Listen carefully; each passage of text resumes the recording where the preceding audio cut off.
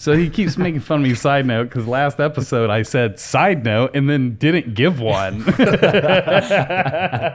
Hip and Mike ain't letting me down. You know, they ain't letting that go. We just say side note for no reason and keep going. I love it. Yeah, I was about to say side note.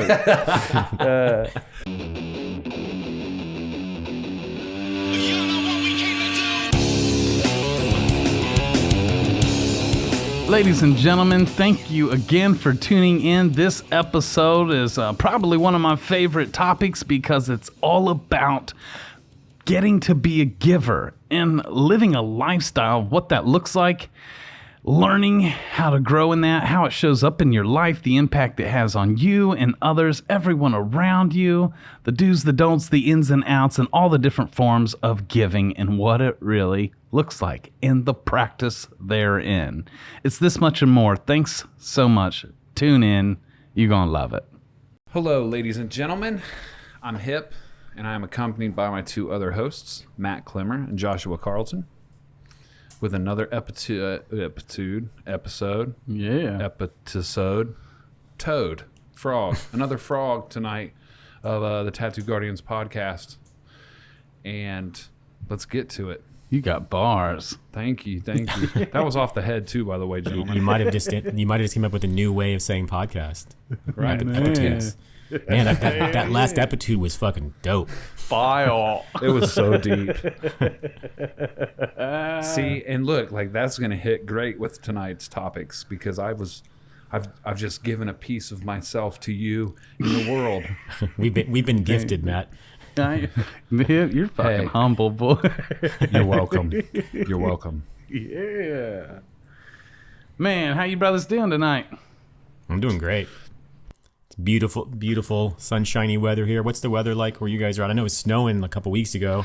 Right. Stupid. It warmed up finally today into the 50s at least. And I just got off a ball field coaching 8-year-old softball. Nice. And guys, it was magic. You know, one of them times when you can just see in a child's life that they're never going to forget this night. It was one of those. In our team, I'm coach and full-time pitcher, still coach pitch. Anyways, tonight we just won our very first game of the season, and so these girls are over the moon. You know, it was a lot of fun. That's awesome. Yeah, it fucking really was. And it's cool just to think like, you know, just an hour ago I was out on the ball field with 8-year-olds and pitching softball, knowing that I'm getting to come here to this studio to link up with you two legends to serve the whole tattoo industry worldwide. That's fucking cool. I'm just having one of those days where I'm pinching myself and stopping to smell the flowers to realize how lucky we are and how lucky the three of us are. I just feel real privileged. Oh yeah, Man. awesome. Yeah. And I'm just chasing this Doge, bro. Are you really? Yeah, It's still going up a bit. Man, it's going up, and like I've just got unleashed to an entire other world. And luckily, I got a bunch of homies that got me on a text thread, and I really don't know shit. What I'm doing is just following suit and listening to what they're saying, and then they'll call me privately and be like, "Do this, this." And I got to go through like quantum physics to fucking find different coins that I'm looking for. So I'm just like dumping stacks into the cryptocurrency right now and just kind of like hoping. So this will be interesting since these are recorded, you know, early. That's right. So maybe Hip will be really rich, or maybe he'll be using living in this basement. He said using again. This will be the episode I fucking hate. Oh, so Man. Hey, if you can't joke about it, right? That's right. Hell yeah. Fuck yeah. Fuck, if I get rich enough, I might be able to start using again, because the issue wasn't the drugs, it was the money and lack of. Man, well, your mom's probably had plenty of years to get her account back up again, huh? Dude, she totally has. And I got a key to the house now, so I'm the last person they would suspect. Yeah, I know I gave you my key back in the day to my shop, but I've definitely changed it like 3 times since then. So. I made a copy of that motherfucker too, damn it. Man. like prison style where you eat the bar soap and everything. You're right. Push the key into the soap. Yeah. Jeez. So good. So Matt, Yeah. you I was busy earlier. I was doing a couple little bangers Yep. on a friend Yeah. and his wife, and you were showing me this video, Mm-hmm. and just a little bit I got from it was fucking immense, Mm-hmm. and it kind of like plays into like everything we're experiencing now. The seminars you just launched, basically us three, our lives in general, and kind of how we act and operate. Because, side note, I'm rubbing off on you, aren't Yeah. I? My bad. I had a dramatic pause there. For that's an inside joke for everybody listening. But so yeah, side note, a couple days before you showed me the video, which was today, you told me about something that a new client that had joined your group told you about Mr. Carlton here, and when they got robbed. Oh, yeah. So, Suzanne, Susan is it Tattoos Tanton? Yeah, Susan Tanton, that's right. Yep. That's right. And she just joined Tattoo Business Mastery with us. And, even though the doors were closed, I allowed her in because she had reached out to me a couple weeks ago and, wanting in the program. But then we didn't get to connect because she went in the hospital and was in the hospital. And so, but from her hospital bed was like asking, so anyway, she came out. Thank God she's fine. And so we got to talk last minute. She just joined. But when I was talking with her, she shared with me the story of how, because she's in your town, and how her whole shop got robbed and took everything from them, all their gear, their computers, everything. Her and her partner was just like in total defeat mode. And she said Mr. Joshua Carlton showed up at their doorstep and was like, what do you need? And that you pulled other tattooers and people came together to support and bless them to get them back up operational. And she was like, I don't remember exactly, but something like she was robbed on a Tuesday, but by Friday, thanks to your help, she was tattooing again. Yeah, she, we've all got a lot of history with tattooing, and we know how it can be. And sometimes the shop down the street wants to break your windows, you know what I mean, and wants to keep you out of business. And as soon as we heard about their troubles, we were like, we're not having that. We can help. So Nikki and I pulled up, and machines in hand, stencil machines, whatever they needed, and definitely got some other wonderful people together. Of course, the Smiths, Riley and Aaron, immediately jumped on and helped out, and I know they would do that for us as well, So we definitely were there for them, and happy but I to have help. a feeling whether they would do that for you guys or not, that you guys would have still done it for them. Absolutely. Yeah, for sure. Fucking awesome. Not only is that powerful, but even and the impact it had on them is huge. Good. But also anyone else that hears that story, has an impact. A famous scripture verse, says they overcame not only by the blood of the Lamb, but by the word of their testimony. Just a story can impact so many lives, ripple effect. And hearing the story of you guys giving not only bless them, but God knows how many people that's touched just having heard that story. So you're telling me that if another tattoo shop that you don't work for gets fucked over, you can help them? Come on. That's a taboo concept. Yeah. Yeah, we're out of the Wild West days, or at least we're starting to climb out of the Wild West days, and sometimes people need help. You know what I mean? Yeah. Sometimes people need help, and I think that's what we're going to touch on today is the power of giving. Man. And something that Matt has personally coached me towards for a while. I've always been a giver just by nature, but I just kind of was willy-nilly about it, and I've kind of been able to hone in a little bit of my giving craft, we'll call it. Yeah. And kind of trying to take it a little bit further, Man. Pushing it to the limit. And isn't it cool, for starters, that we even get to? Because we can.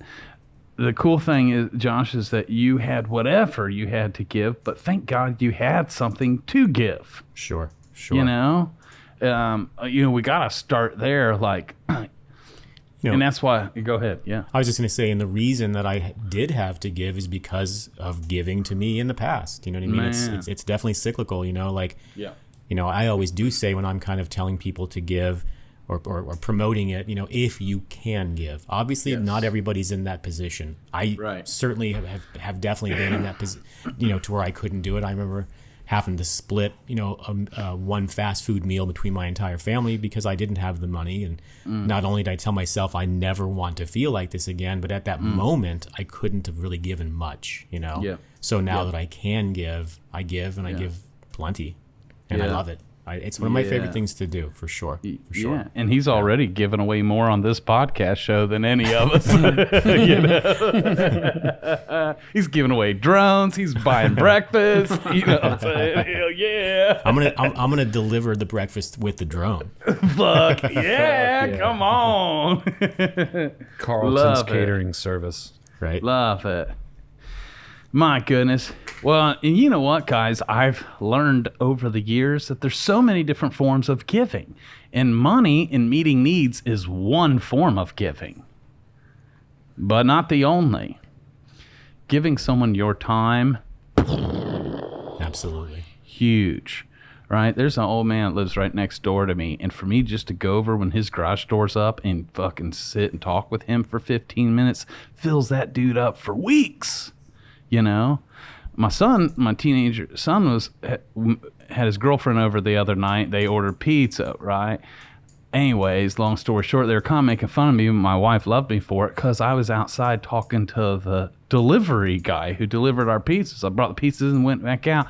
And this gentleman was an older man too. And the fact that I was just rapping with him and gave him the time of day, it had an impact.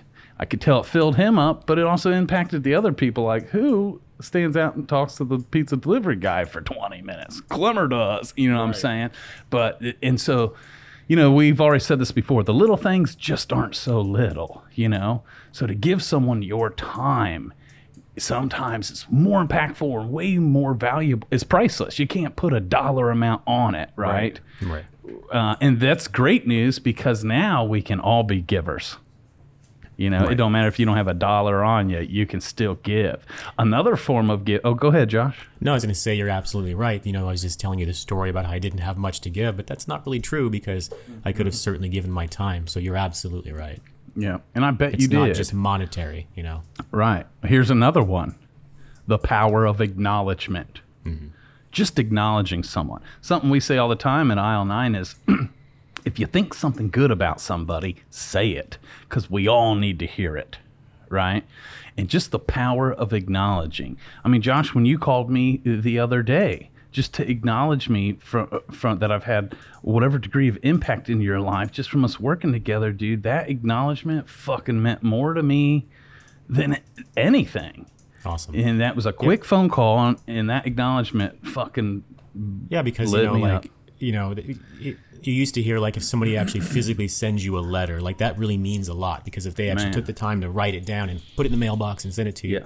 Well, we live in such a world where it's just so easy for me to text you, you know what I mean? And it's I really feel this, I remember telling Nicole, I was like, I'm going to call him, you know what I mean?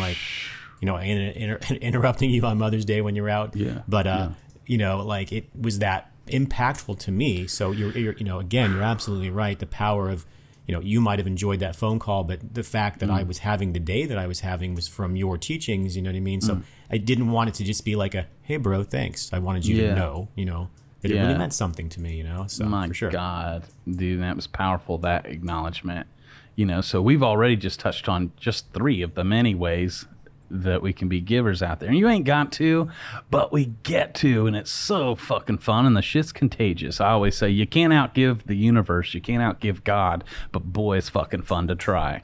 Right. Because givers get. Now, we do not give to get, it just comes with the territory. That was a side thing I didn't expect.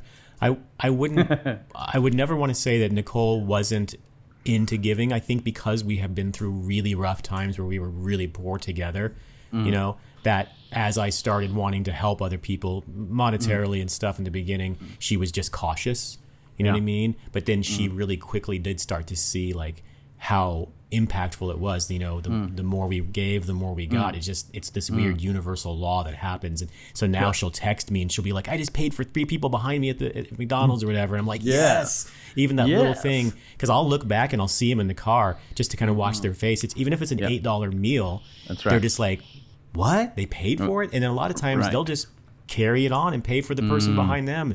Because my daughter works at McDonald's, so she comes home and tells me, she's like, yeah, you guys started a chain. And I'm like, that's what it's about right there. You know what I mean? Fuck we want to have a kindness crisis, you know? Man, come on, man. Fuck. Yeah. And like that. Oh, yeah, dude. Hell yeah.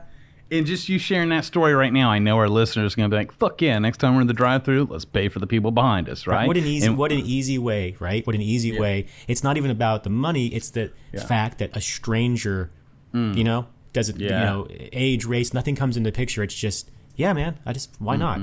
Yeah. Enjoy those nuggets on me. Yeah, come on. And again, the story, because when you shared that story with us in the past, Josh, I don't know if you remember, but then me and my daughter was in a Wendy's. I remember. And I thought of Josh and Nicole and their story. And so I decided to pay for the cars behind me. And again, I didn't get to see the fruit of how it impacted them. But guess what? The person working the window, it fucking impacted them. Yeah. You know? See, you don't even know. And here's That's here's something that you can do. You know, like, you know, I've always felt like as an adult, you know, like when you become an adult, like celebrating your birthday is a little less important, you know, than when you're a child. And I've always had this thing of always, instead of saying celebrate your birthday, have a day of something that you're super proud of and celebrate that. But if you're somebody that celebrates your birthday as an adult, try this. Trust me, it works. You know, on my birthday, I just want to do whatever I want to do. That's basically my day. I want to spend the time with my family. But one of the things that I really love to do is I go to the grocery store. I love taking my son and having him help me pick them out. We just pick somebody that, for whatever reason, we feel they might need it, and we buy their groceries. You know what I mean? And I'm telling you, paying for somebody at McDonald's is one thing, but just paying for somebody's groceries, you know, and you don't have to film it and make a YouTube video of it and make a big deal out of it. It's just between you guys. It is an incredibly wonderful feeling, and you will have a great birthday because you're going to feel so good. You know what I mean? And they're going to go home and they're feeling better. And I don't know what's going on in their life, but it gave them that little extra something, you know? Yeah. Yeah. And that little extra something might be what they needed for the day, for sure. Yeah. You know? Yeah. And it's like you always say, Hip, especially when you're going through a rough time, lose yourself in the service of others. Man. You know? Yeah. I remember even last time Hip was going through a bout of depression, he called me. He's like, man, Matt, I've got to fucking find somebody to bless, somebody to go serve, to pull me out of this. You remember? Yeah. Yep. And you fucking did, you know? Yeah. Yeah, I'd say that Hip has become one of the biggest givers I know of. Man, Yeah. I appreciate you saying that. I don't know if it's true, but Just to Josh it is. He knows a lot of people. So. Well, and so, and I know I appreciate that. So I've been doing these Dave Ramsey courses at this church to try to like understand money, I guess, or understand how to like control it somewhat, make it do what I want it to. And just like the majority of people that are attending it, like attend church regularly, which I don't, but I'm just like in there hearing them give. And like when you take this financial piece thing, they talk about tithes. Is that what they're called? Tithing, yeah. Tithing. Which is a Greek word for like 10%. Right. Yeah. And these dudes, or this family, the other family that was taking it with me, like they do it every week. And I'm thinking like 10% of what I make a week, giving it away. And it's like, I don't do that. And instantly, well, not instantly, but I started thinking about it. And I'm like, man, talk about a shitty giver, you know, which it's not fair to me to beat myself up and view it how I want to view it. But really, it inspired me to be like, well, I think you could probably give a little bit more if like, because I know this family they don't make what I make, but they're still giving up 10% of what they do make. And I don't do that, but I like to think that I do it some. I don't know. I just, it's a desire to want to be able to give more. Fuck like to just, you know, someone is struggling with their rent and not only pay their rent, but like maybe pay their mortgage off and not even say nothing about it. They just get that deed in the mail that says like you don't owe anything else on this house. Something like that would be amazing. And yeah, that's a monetary thing. And I know you were saying like there is so much more we can do than monetary. Yeah. But it does. I don't know. I enjoy the monetary giving because, you know, from where I came from, I stole a lot of monetary things of value. So like to really give it back and invest in people, irregardless what they're going to do with it. You know, when I first got clean, we would be like going and driving around and, you know, I'd throw a 20 to a homeless dude or whatever. And my wife or whoever we were with, my parents, were always just like, well, won't you feel bad if that guy goes out and drinks himself to death? And I'm like, totally not, because my side of the street's clean. My intentions were pure. I'm just giving because I see another human in need. What they choose to do with that is completely on them, and I'm free of that. So yeah, it's been fun to be able to have money, to save it, to learn how to use it, and then be able to give it whenever I want and give it in a way that like it doesn't break my bank. Yeah. But I just want to get rich so I can just fucking hook motherfuckers up like left and right, man. And again, you already know this, to that finish line, it's the fucking journey. Oh yeah. Yeah. And so how you do give already on the daily, dude, is as powerful as someone giving millions. You know what I'm saying? Because the universe knows that you are an open, willing vessel that Source can call on you at any given time. Source knows it can trust you and can call on you. And so Source is not going to ask you to give that which you don't have. Source knows if he asks Kip that you're gonna do it, that's why Source is gonna be your source and make sure your storehouse is full, knowing that you have no problems unloading it. Right. You know? Which is powerful. Now, you know, for lack of language, I say source. To listeners, we can say God, you can say the universe. You know, there's a scripture that says God's eyes are constantly looking to and fro the earth, just looking for a willing vessel to drop his glory in, you know? Right. And it's not a religious fucker. It's just someone that'd be like, I'll do it. Right. You know what I'm saying? And that's what we're talking about. That's what I think Josh is talking about. People like you that'll be like, I'll help, I'll give, I'm in every time. I think it just becomes a way of life. Like, you know, as somebody who's lost a bunch of weight, I learned early on that it's not a diet. That's one of the things is, you know, if, hey, I'm going on a diet, like diets fail, it has to become a way of life, right? So once I really found myself being a true giver, and I will tell my story after I was a receiver actually too, but I found myself, it's just a way of life. Like, you know, I recently got some new scans back. For those that have been following my journey, I am definitely still cancer-free, everybody. So thank you so much for all the positive energy and everything. I had some spots in my lungs. They turned out to be likely from acid reflux. They haven't grown. So the doctor said literally the words, likely not cancer. So that's a win in my book. So anyway, with that being said, when I was in line to check in at the cancer center, you know, I saw this elderly cancer patient in front of me kind of fumbling for her copay that she had to pay and everything. But just my natural instinct before she even gets her card out is like, I'll pay for that. You know what I mean? And it's just, it's like this natural thing to be able to help people. It's not for attention. It's not even to come on the podcast and share. That's just it becomes very like, you really start seeing things around you and you're just kind of like these little blessings, you know what I mean? Yes. And I just love that feeling. I always come home and tell my wife, I'm like, yeah, somebody was in line and I just started to pay for their, you know, and they don't need it or anything. It's not even so much about them needing it as much as maybe they needed that gesture. That's right. If that makes sense, you know. I think just humanity needs those gestures constantly. That's right. And like you were saying, like, you don't do it to like to show everybody and look at me and make a video of it. But even for the people out there that do that, the way that like spiritual principles are just like the good side, the good fight works is even if you start out doing that to like be like, you know, oh, I'm so cool, look at me, that seeds are being planted in the act of doing that. And eventually somewhere down the line, I think those habits start connecting and like they instantly like, you know, faking it till they make it. So like they're perceiving to be like a genuine, authentic giver. And in the act of acting it out on say TV, just ebb and flow into actually being that, and then they start to maybe realize and learn a lesson like, oh, I don't even need the cameras rolling or have to make a Facebook post for this. I can just do this shit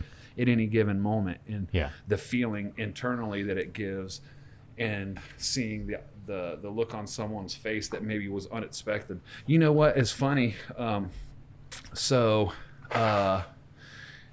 Last year, once we started tattooing again, I tattooed a lot of I tattooed my first probation officer, and she was referred to me from a previous probation officer that I was on probation with. Now, it's cool because it's like fun to look back and see the measuring stick that like these people, I was once their clients and they were responsible for my lives. The same with police officers and firefighters and paramedics. They all were responsible for my life, and turns full circle.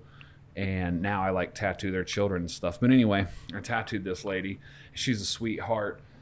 It was a memorial piece for her husband that died suddenly. And, you know, we made an event out of it. We celebrated. It was great. And she's just like a kick-ass person. And it's always funny to me because like people I have in authoritative positions, that could be a new word too, are just normal fucking people. And I always view them as like different, or not like me, and come to find out they are. Well, anyway, one day, my daughters had gotten me some flowers, and I'm in there journaling in the morning. I look up, I see these flowers. She sends me a picture of the healed tattoo. She loves it. Everybody loves it. And that Obang, like you were talking about, called, and it was like, you know what you got to do. And I looked at the flowers, and I'm like, all right, yeah, I can do this, because it's already cooking in my head. I'm like, well, I'm supposed to get like her some flowers just for shits and giggles. And whatever voice it was like, nah, you got to get all of them flowers. And I'm like, okay, you know, probably 8 to 10 parole officers I got to get flowers for. So I text her. I was like, hey, how many people work in your office? She's like, 40. I'm like, get the fuck out of here. And that voice was like, yeah, that sounds about right. Oh. So I went and I had single white roses with a blue ribbon tied around them, and ordered over 40. Yeah. And me and a dude who's like new in recovery, because this was done to me when I first got here. People with substantial amounts of time in recovery would take me to do things, and I would watch them be adults. Like they would pay restitution, they would pay their fines off, they would take me to like give something or help move something for someone that wasn't able to do it. So now it was my turn. I gotta keep what I got. I have to give it away if I want it. So I called him. He was like, hell yeah, I'm down. He's still on parole. We show up, tatted the fuck down, looking like we're waiting to take a piss test. And she didn't know what we were doing. Boom, gave her a rose. Boom, gave the dude that I was on probation with the rose. And then she proceeded to walk us around the 13th and 14th floor in downtown Dayton. And I just, you know, told every PO there that what they do matters and that they're important. And the looks that I was getting were fucking priceless, dude.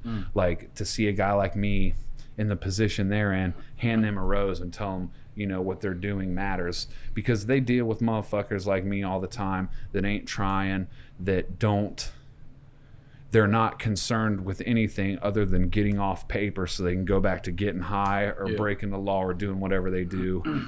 So to do that, I know, well, I can't speak on their experience, but for me, it felt great to do.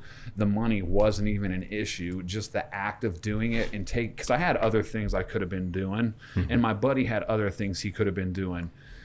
But we chose to take our time out and like pause in time and like individually shake hands and thank these people for what they do. And like, what a shitty job. I couldn't be a probation officer. I don't know if y'all could, but I couldn't deal with motherfuckers like me. Yeah. So it's, you know, and you know, more on just not on a monetary value, like things in like my active addiction. Every PO and judge that didn't bury me under the fucking prison or the jail when they had the opportunity, but they continued to give me chance and chance and chance again. My parents, for like never giving up hope on me, and continually showing up over and over again and loving me, even if it was loving me from a distance, like they were just giving and pouring into me, even though I wasn't cognizant enough to even receive what they were doing until now, because, you know, hindsight is an amazing thing. To when I first was able to like start building my credit and was starting to become a productive member of society, the first people that rented to me, because a lot of people won't rent to felons, especially if it's a violent offense.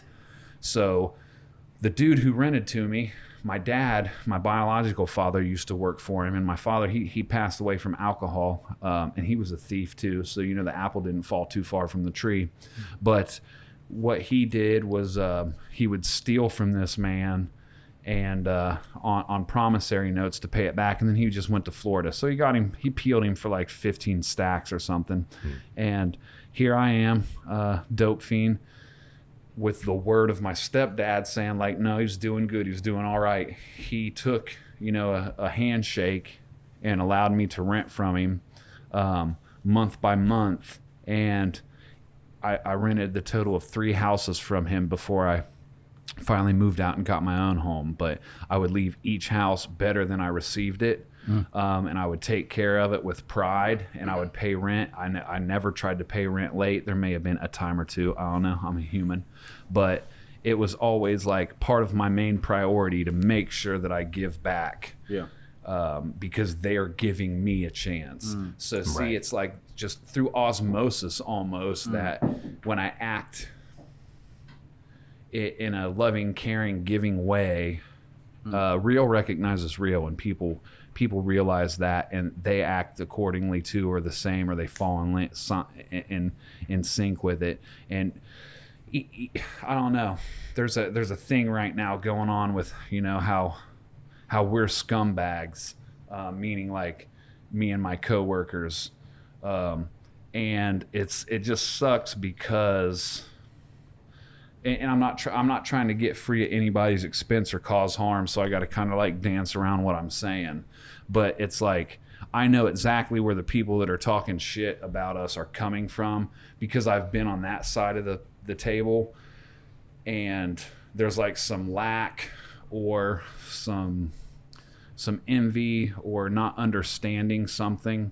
going on there, and it sucks because it angers me now, but I know time takes time, and when there's enough time permitted, maybe that they'll mature to a level and really see like the big picture, right? Because it's not just about what's going on in our little aisle 9 tattoo shop. It's bigger than that. Always.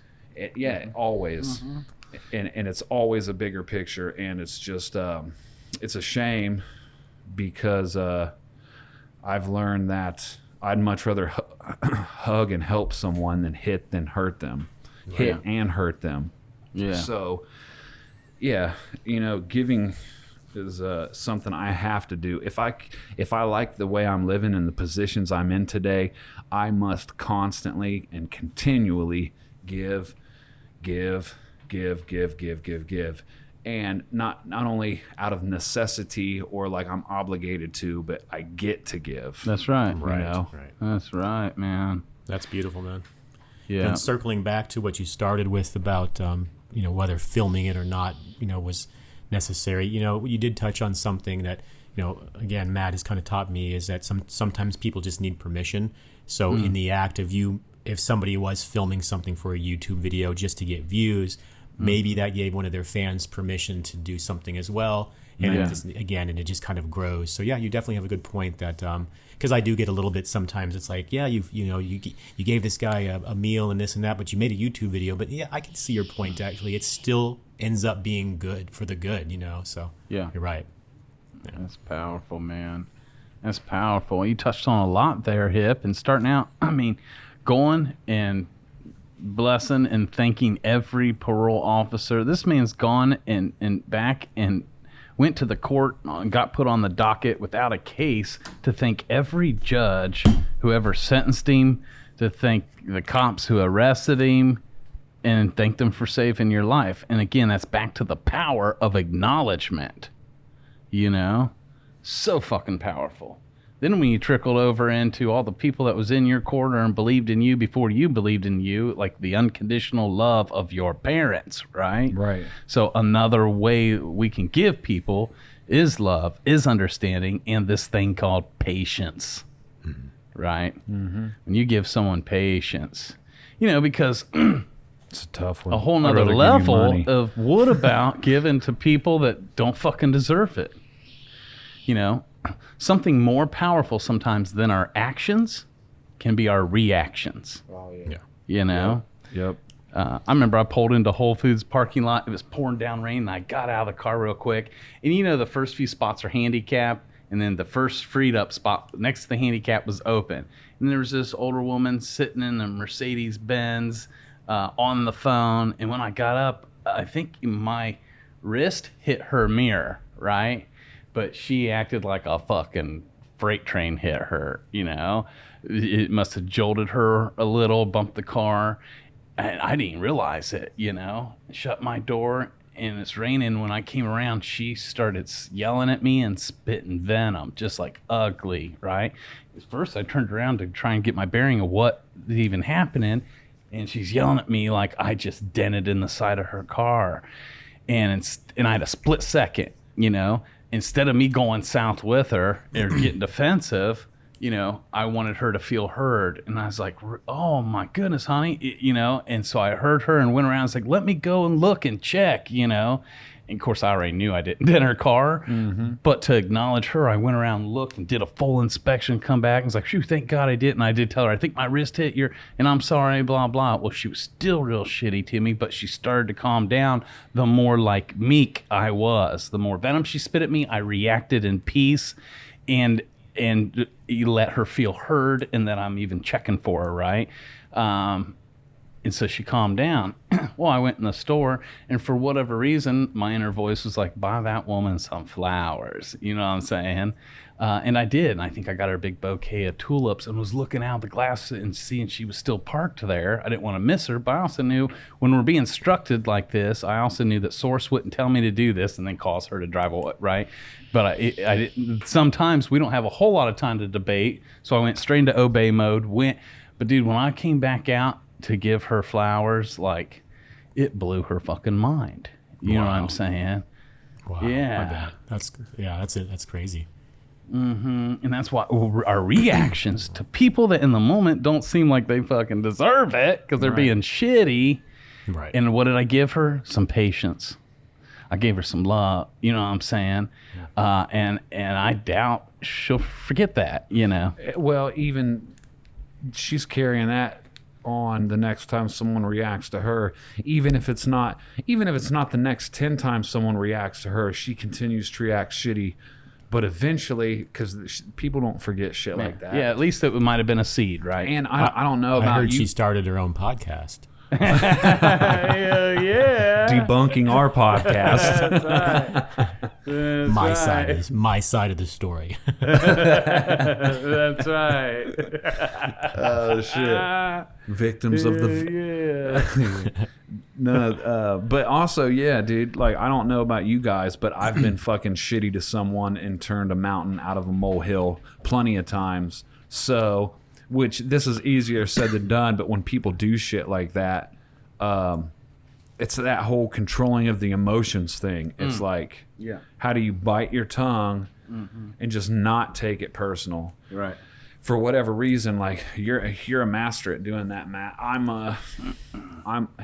I don't know. I shut down because I'm like passive aggressive and like I'll just let shit simmer and boil and then I flip the fuck out and try to burn the house down. Yeah. But something you taught me or that you say all the time is hurt people. Oh yeah. Right. Yeah. And so sometimes when someone's spitting venom, what's really behind that? And it's usually hurt or fear. Mm-hmm. That woman, even though she was being toxic and ugly, and I could tell she was come from money and maybe you know she seemed just kind of yuck plastic old valley girl type whatever, but underneath all that I saw hurt, I saw loneliness, and I saw fear. And so that's how, thank God I was able to see that and not make it about the surface shit and taking offense. And I went straight to trying to let her know you don't have to be afraid. And it's okay. And I'm definitely not here to hurt you. You know what I'm saying? I think it's important to to remember, your emotions can get the best of you. And one of the things I like to say is, when you're bitching about being in traffic, when you feel like you're fucked up and mad because you're stuck in traffic, well, you are traffic. You are actually traffic. So when you're in the grocery store and you're mad because everybody's got so many groceries ahead of you, they're all in the same place as you. You know what I mean? And so I like to remind myself, anger is not something that happens to you. Anger is something that you let happen to you. Why would you choose? Why would you choose to be angry? We have control over that. Don't let these chemicals come in and just make you angry and lash out to where Matt has to buy you fucking flowers to fix your day. You know what I mean? So, anybody listening? To all our listeners, because so far we've told these pretty stories, right? But back to the lifestyle, Josh, when you live a lifestyle of giving and are being led, hey, it don't always turn out pretty in the moment. Yeah, I'm not going to pretend that I don't get angry. I'm not going to stand up here like I'm some whatever and just pretend that I never get mad that I'm traffic. But I do try to remind myself because, my father had a horrible temper. I used to have a horrible temper. And I look back and I see my freakouts. When, I remember the time I got out of a car and kicked a cactus. What the fuck is wrong with you? You kicked a cactus? Were you wearing flip-flops? Right. They were Crocs. Yeah, cool. But, you just make dumb decisions. You don't make rational decisions at all. So I do try to kind of reel that in when I can. You know what I mean? Yeah. Yeah. And really what I was touching on when I was saying it's not always pretty is there are times where I give to people and it's not received well. Sometimes they're almost offended, you know. So for these listeners out there that get inspired and want to do something, what if you try and pay for the vehicle behind you and they fucking wing a burger at your windshield and fuck you, you know what I'm saying? Right. Sometimes it's not received, and do not allow that to jade you or stop you. And I have found even in the times when I'd give somebody and it wasn't received in the moment and they even lashed out, offended, their pride, whatever, that down deep that fucker planted a seed. And eventually it bared fruit, but just not in the moment. Right. So even if that woman would have been like, fuck you, and threw my flowers down the ground in front of my face, I'm not going to, because that shit happens too. I'm not going to allow that to make me be like, well, fuck this. Then I'm not going to, I tried to be nice, Right. Stay in it. Yeah. And I can speak just, we're talking a lot about giving, but I can speak from somebody who received an amazing gift. We've talked about it before, but, I was kind of stupid and I canceled my insurance. I kept my insurance for my children and I was like, I'm healthy. I'm the healthiest I've ever been. And then, cancer showed up on my doorstep and brother didn't have insurance. That was embarrassing to even have to ask for help. And I just kind of, made a video saying, if you can help, now is the time. I need to be vulnerable. And man, I knew that the tattoo industry was made up of some beautiful people, but you didn't just give the tattoo industry, it gave, and, with that, with the donations, a lot of beautiful stories were written to me about why they did that. Hey, 10 years ago, you tattooed me and I was having a rough day and you actually took the time to call me and say, hey, I noticed you seemed down. Are you good? The fact that you checked in, little things that I had even forgotten, but these had impacted these people's lives. So where they were like, I'm going to help Josh out. He's asking for help. And, I don't know if I would have been able to have my surgery if it wasn't for the help of the people who stood up for me. And so during that time, I made a vow to myself that if I survive this, when I survive this, I will give tenfold. Yeah. And, every time I get a clean scan, I'm just reminded that I am here. And one of the reasons that I'm here is to continue giving, and I will do that until the day I'm not here anymore, for sure. Yes, I love that. And I remember when you made a post saying, I'm going to spend the rest of my life giving. Yeah, absolutely. That was beautiful. And you shared in a recent episode one of your also new mantras, and I don't want to misquote it, but something about being light and lighting the path. Light the path, yeah. Light the path. Yeah, dude. The song, yeah. That's okay. That was one of the songs, yeah. Oh, okay. Fucking beautiful. Yeah, because we can, I always go back to the whole giving permission thing. And I think maybe as a male and especially as a bearded, tattooed guys, you know what I mean? Sorry, Hip. But he's trying. But, I think that, I was raised to not be weak. Don't be a pussy. Don't cry. Don't show your feelings. You know what I mean? Yeah. Fucking man up. So I think that, and I surround myself with people who've kind of grown up in similar situations. You know what I mean? So it feels a little foreign sometimes for people to be vulnerable, to give, to receive, for sure. I think as a man specifically, like the guy that maybe would throw the burger at you, I could see how a man particularly would be like, what the fuck? You don't think I can provide for my family? You know what I mean? And it's really not about that as much as it's about, there's even maybe some slight narcissism, if that's even the right word, to where I need to do it so I feel better. So maybe maybe there's a little bit of selfishness for myself on my own personal journey. Yeah. Just completely owning up to that. I don't really know, but it does make me feel really good to give. You know what I mean? So, and again, I'm not giving to get, but I do get, and then I get to give. Yeah. Well, you bring up a really good point, because when this becomes a lifestyle, like, I think a common trait we all three of us have is compassion, right? And if I was to say compassion for you, Josh, or me, or any of us, if it's one of your greatest strengths, that's awesome. But our greatest strengths overextended now become our greatest weakness. Defects. Right? And so for me, I've had to grow into knowing that, making the distinction between, is when I'm wanting to do something for somebody or give, I have to make the distinction between, is this just my own compassion fucking overextended, going overboard, and I'm not really supposed to give in this moment? Or am I feeling led, like, from a source greater than myself and actually receiving instructions? I want you to do this. Hey, I'm calling you get to be a part of this. And to try and make the distinction is part of that lifestyle too, knowing when and when not to, because there are times, and I've gotten better at it, because when it's just on my own, sometimes there's not any power in it, or not as much, and there are times when we're not supposed to give and deplete our own self too. We can't give at the expense of like robbing ourselves, but more from a place of abundance. And that's why it's fun to practice, like, listening and being led to.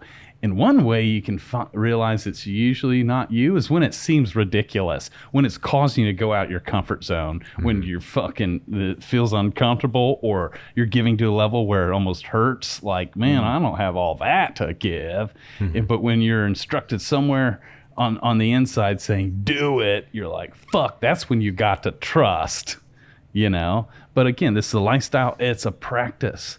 And just being in the game, practicing daily is fun.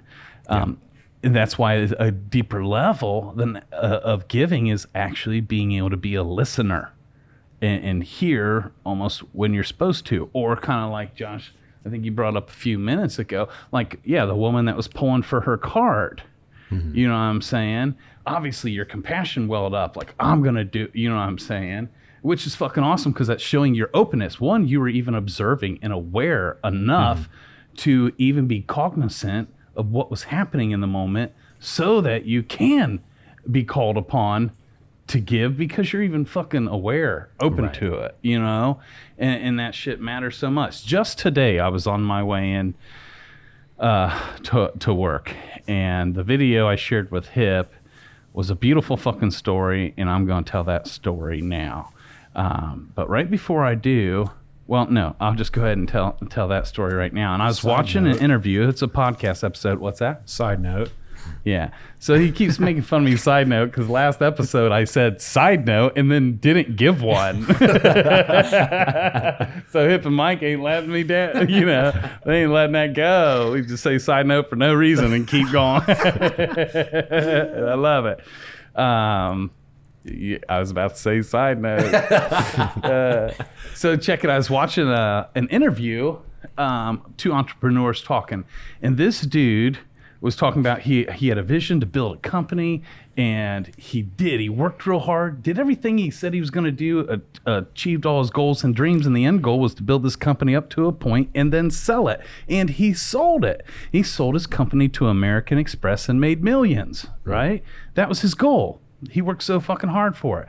Then he goes out to dinner with his so-called associates, so-called friends, and he had been out of town traveling. He went out to dinner with them, acknowledged them all, like, "Hey guys, and thanks for being cool and patient with me. I know I've been on the road traveling, blah blah." And at the end of the dinner, he was like, "Hey, I want to buy you all dinner. The tab's on me."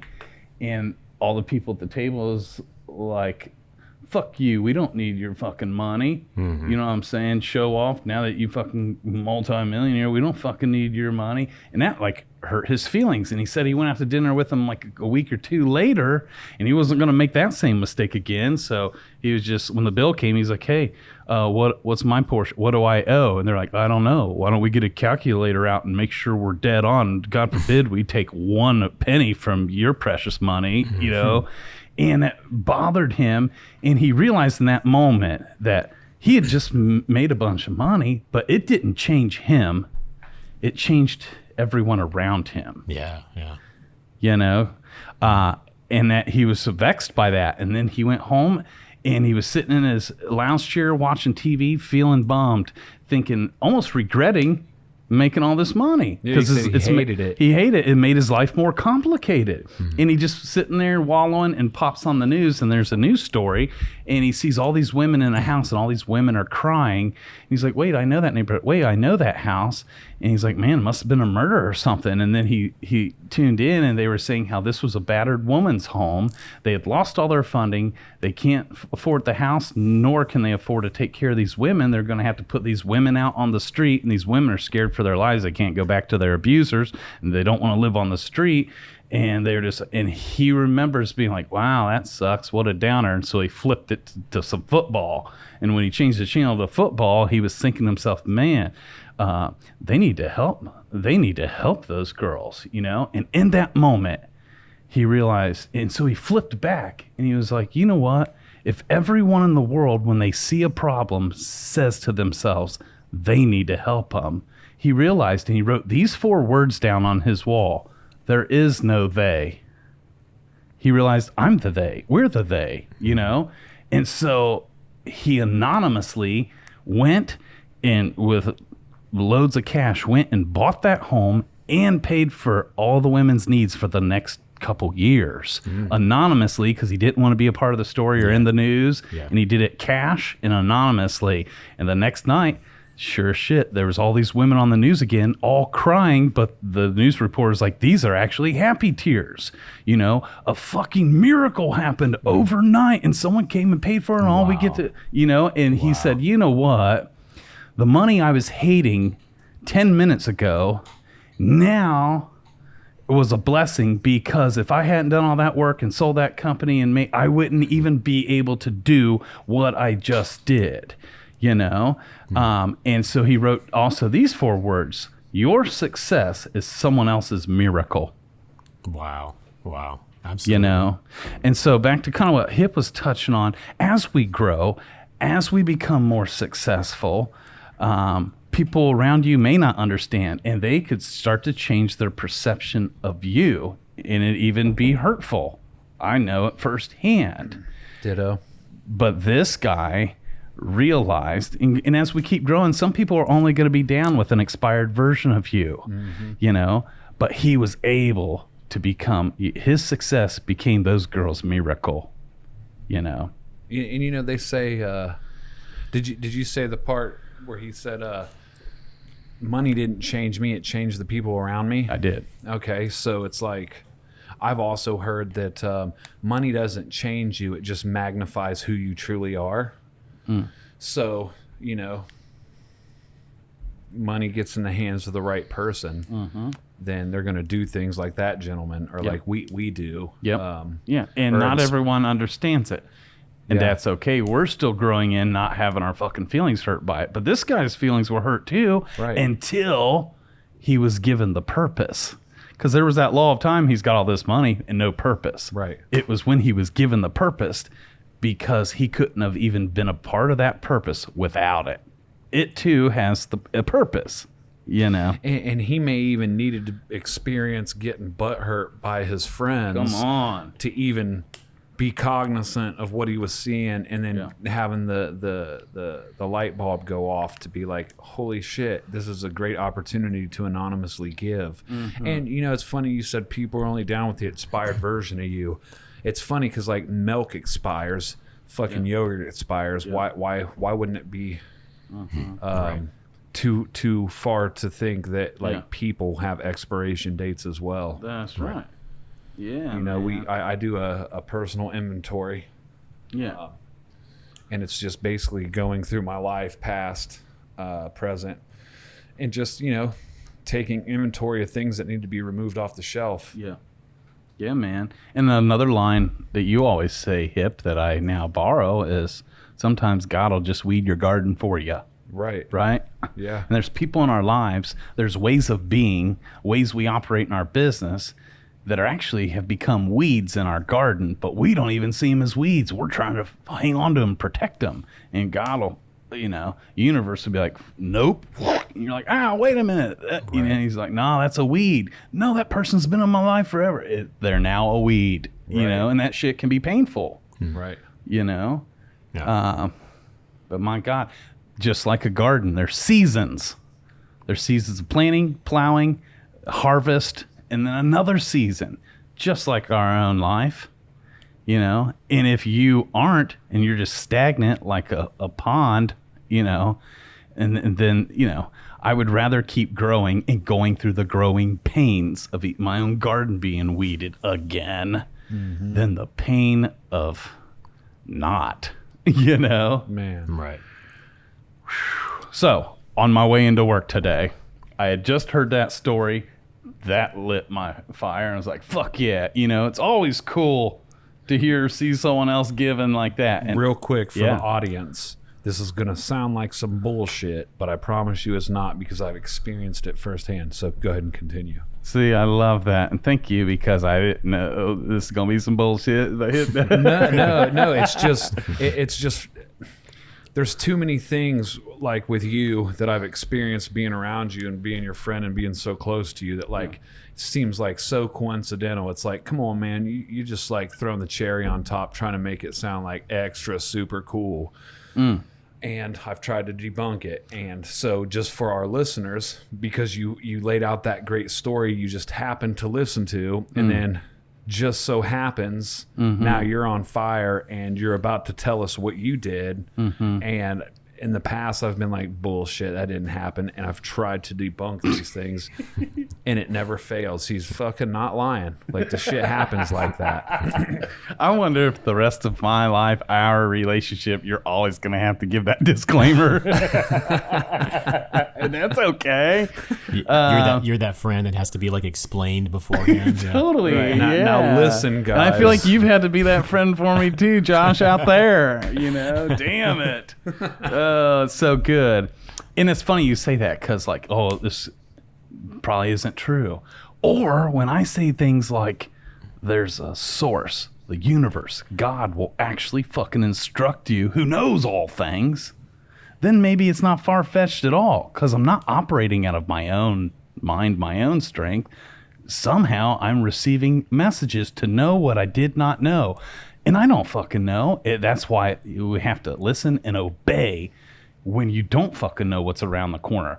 And I have to trust. But the only way I'm able to obey and trust that now is for all my years of not listening, right? When that voice was like, hey, dude, fucking something's coming around the corner, hang a left. I'm like, fuck you, and hang a right. And I'm like, fuck, I should have listened, right? So I fucked up so many times. Now I can heed that voice. And I've practiced knowing the distinction. Is that really the inner voice, or is that just me, right? And it's still a practice. So I'm on my way driving today. So Josh, as I moved in the recent year, and the home we moved out of, I still technically own. I haven't sold it yet. I'm renting it to a buddy, about to sell it.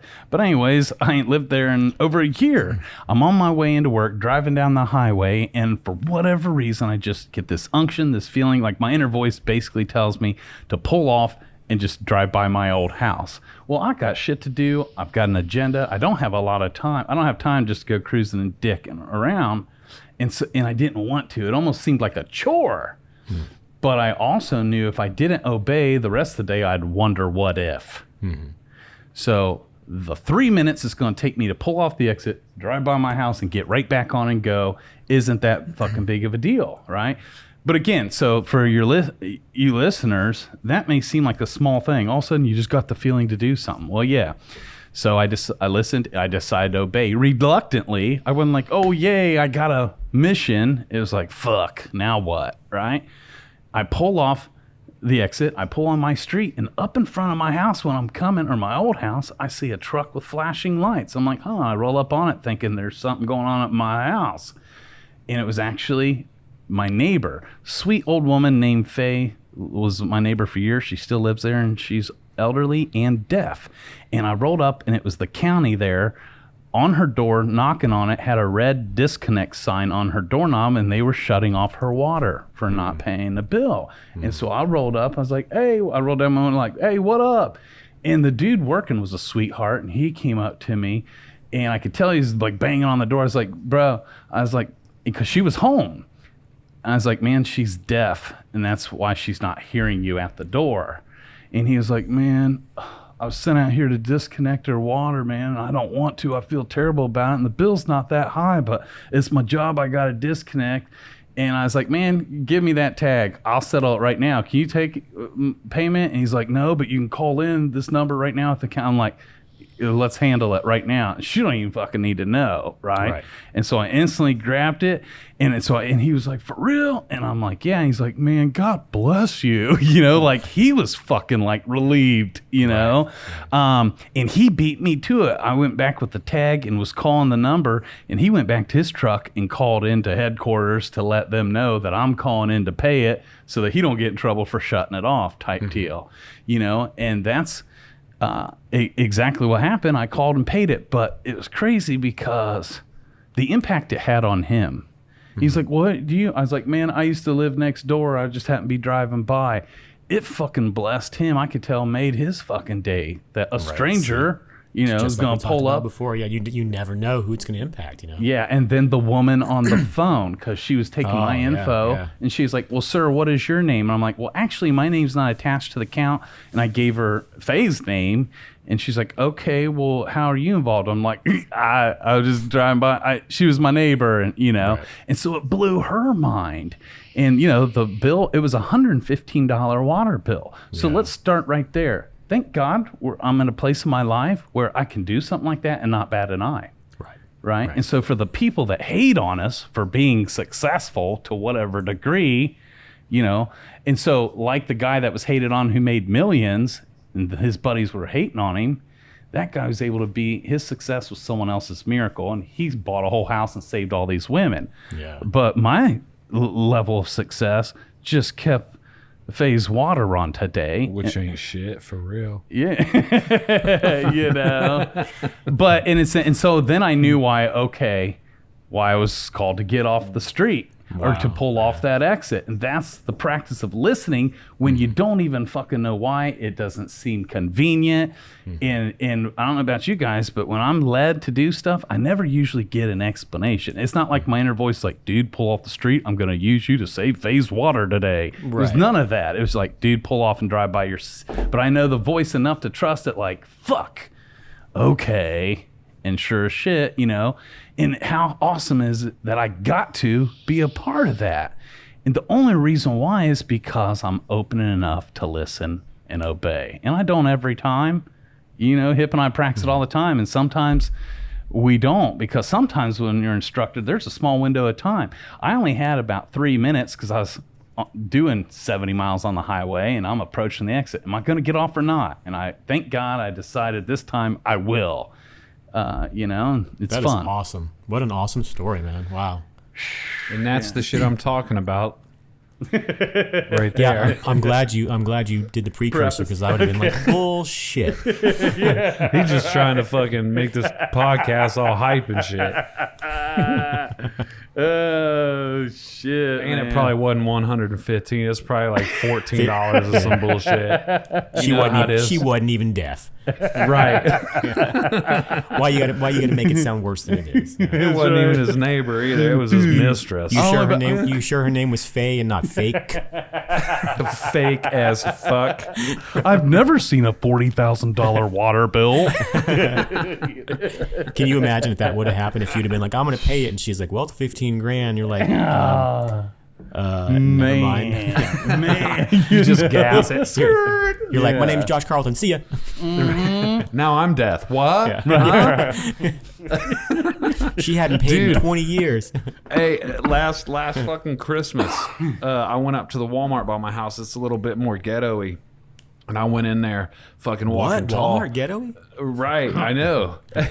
So I go in there walking tall, fucking peacock feathers strutting, and I go back to the layaway, and I'm like, I want to fucking pay for some layaway. And she's like, okay, what do you want? I'm like, surprise me. Just start firing them to me. First one's 300. I'm like, all right, cool. and he's doing this for random strangers, by the way. I fucking love it. He Which does is it just- every that's year. Fucking beautiful, man. Beautiful. Yeah. So I'm like, okay, cool. That one's kind of high. Fire another one at me. She gives another one. It's about the same price. And I'm like, holy shit. Like, had the expectation. I'm going like, motherfuckers are keeping up on their goddamn layaway payments. But she fired like 5 of them to me, dude. And it was over $1,000. But, they a couple of them were a little bit cheaper what I was expecting, but you know it still felt good. But it was just funny because send them down the pipe. And she's like, okay, here's one for 17 grand. Like, goddamn. Just imagine those people on the 300 coming in to pay their layaway, and they're like, somebody took care of it. You know, I will say, when I was the very first time I went to the hospital to start this whole cancer journey, there was, again, no insurance, and there was this like some sort of pretty big prepay, and the woman was like, wait a minute. She's like, it's not here. I don't know. And some random person that I still to this day do not know just went ahead and paid for it before I even got to the hospital. Yeah. So thank you, stranger, whoever's that. Wow. Like that's how the whole thing started off. So like, I'm terrified and everything, and I'm like, man, like some strange, like she was like, yeah, I've never seen this. She's like, it usually on the computer screen right here, but you just don't, yours is blank. She goes, the only thing, she goes, somebody paid it, Right. And Right. that was amazing. So Yeah, man. Love it, dude. Fucking love it. Love loud. Yeah. yeah, so Hashtag like love louder. I'd love to hear some of our listeners, some things that has what kind of things have you given? What are some ideas, some easy ways for someone to maybe start giving? I'd love to hear some stuff in the comments if you're watching this on YouTube, or message us as well. Yeah, So- we give you permission. Come on. And if you think something good about somebody, say it. It don't cost you $1, but it might cost you a lot of courage, Man. because it's scary to just go up and like pay someone a compliment. Sure, absolutely. Absolutely. Again, especially as like, I know we talked to mostly the tattooed audience, and if you were raised like me, if you were male, even if you're female, but you're definitely that whole like, that's a pussy thing. What do you know what I mean? It's like, you don't got to feel that way, No, man. Like I said, I want to see a kindness crisis. Yeah, what I wanna see. brother. Yeah. Sounds like a cool death metal band. Right. Yeah. Man, dude. It's powerful, guys. It was a good episode. Man. Yeah, I love that story, man. I loved all those stories. That was very cool to hear. I got just, 1,000 more. Yeah. Yeah, we could do part 2 of this. So good. Too bad Faye won't ever hear it. Right. That's right. yeah. Josh just got canceled. But you're right, and she probably won't, because I didn't go knock on her door. But, one, I hope she's okay. And, I believe she is. Mm-hmm. One reason why she works at Target. I see her there often. So, yeah. I love the dude. fact that, like, she didn't even have to know. That's right. Come I love on. that. I just love that. Yeah. Yeah. It'd be funny if she didn't even know her water bill was late. She thought she was just on time with it. Yeah. Right. Whatever. She paid it, and then she's just ahead now. Hey, that could happen too, actually. Man. It'd be awesome. Yeah. Good Well, stuff. hell yeah. So if you're out there and you need something, try giving. Trust Yeah. me. Try giving. Jeez. Full circle. Yeah. Shh. And if it doesn't go exactly the way you had hoped, that's okay. Keep trying. And the more open and willing you are, the universe will give you so many opportunities and will have your back and even go out in front of you and make sure provision is made. I'm telling you, you can't outgive the universe. The whole universe was designed to serve you. And if you link up with the universe on the level of being a giver and a listener, the universe, look the fuck out. You're going to get to have a lot of fucking fun. Man. Absolutely. Fuck yeah. Well, another great show, guys. Side note. What? We will see you next time. That's right. Side note.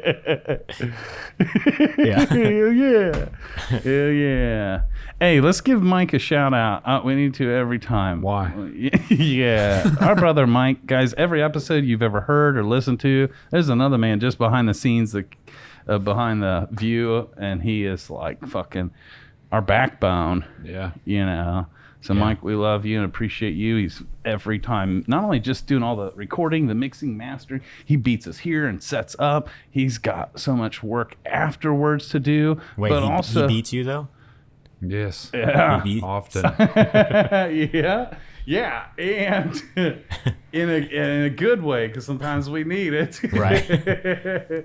But then also Mike's a good sounding board for us too, on topics and whatever. So Yeah, I don't think people realize like Mike's producer Mike is what I call him. You know what I mean? Yeah, He produces okay. the show. You know what I mean? Yep. So good shit. So yes, thank you very much, Mike. I'd love to hear you chime in sometime. Actually.